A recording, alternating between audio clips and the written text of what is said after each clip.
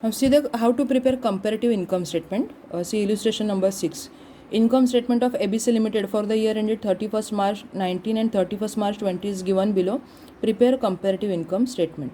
So always remember, when comparative is asked whether that balance sheet or income statement, information of 2 years is always given to compare the years or amounts.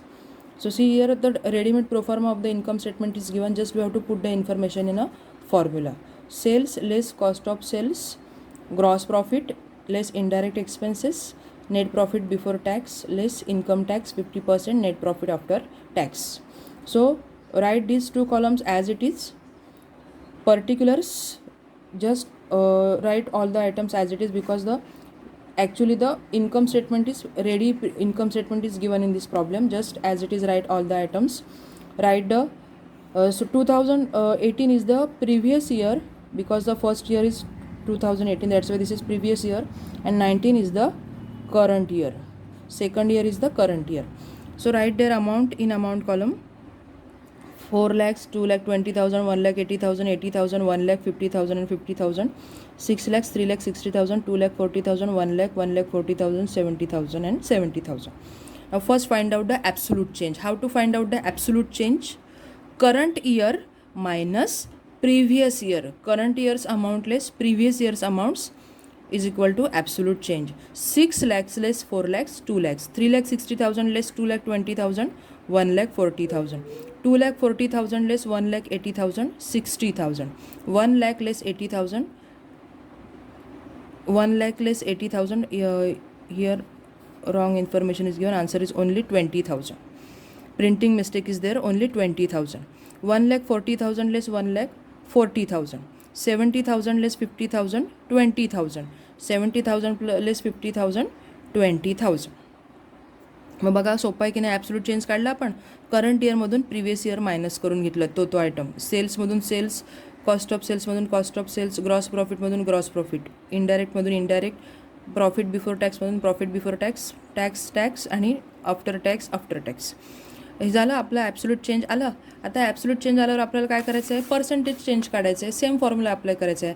Absolute change upon previous year into 100. Previous year म्हणजे first year, current year म्हणजे second year.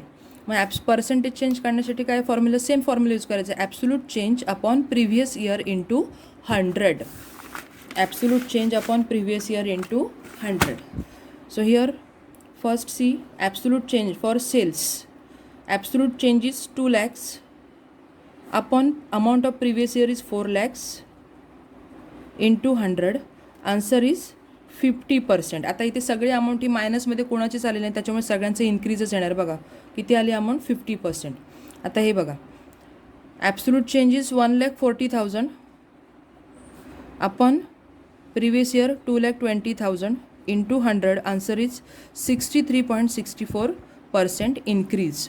आता बघा इथे जो तुमचा percentage आहे तो कसा बदलणार आहे? जर पुढचा 5 डिजिटचा पुढचा पॉईंट आला तरच तो ॲड करायचा आहे, अदरवाईज आहे तसंच ठेवायचं आहे. पुढे किती आले तरी आता इथे बघा 63.64 आलं. मग इथे असं असेल 63.63333 असेल, किंवा 64 पुढे काय पॉईंट असेल तर त्याच्याप्रमाणे तो 1% तुमचा एखाद हा डिजिटल असता तो कमी जास्त होऊ शकतो. Then gross profit 60,000 upon 1,80,000 into 100. 33.33 म्हणजे हा कसा येणार आहे? 33.33333 असाच येणार, म्हणून 33.33 2 डिजिटच आपण लिहितो. 33.33% increase. 20,000 upon 80,000 into 100, 25% increase. 40,000 absolute change upon previous year 1 lakh. 40,000 upon 1 lakh into 100. Answer is 40% increase. आता बघा सगळ्यांचं एवढं झालं. 20,000 absolute change upon 50,000 previous year into 100, 40% increase. आता ह्याचं तर काढण्याची गरजच नाही तुम्हाला. इथे जे आन्सर असणार आहे लेस 50% टॅक्स असल्यामुळे तेच इथे येणार आहे, त्याच्यामुळे ह्याचं आन्सर पण किती आलं आपलं? 40% इन्क्रीज. बघा कंपॅरेटिव्ह इन्कम स्टेटमेंटचा एक प्रॉब्लेम आता प्रिलिमला टाकलेला होता तुम्हाला, तो अशा प्रकारे सॉल्व्ह करायचा होता. खूप इझी फॉर्म्युलाज आहेत.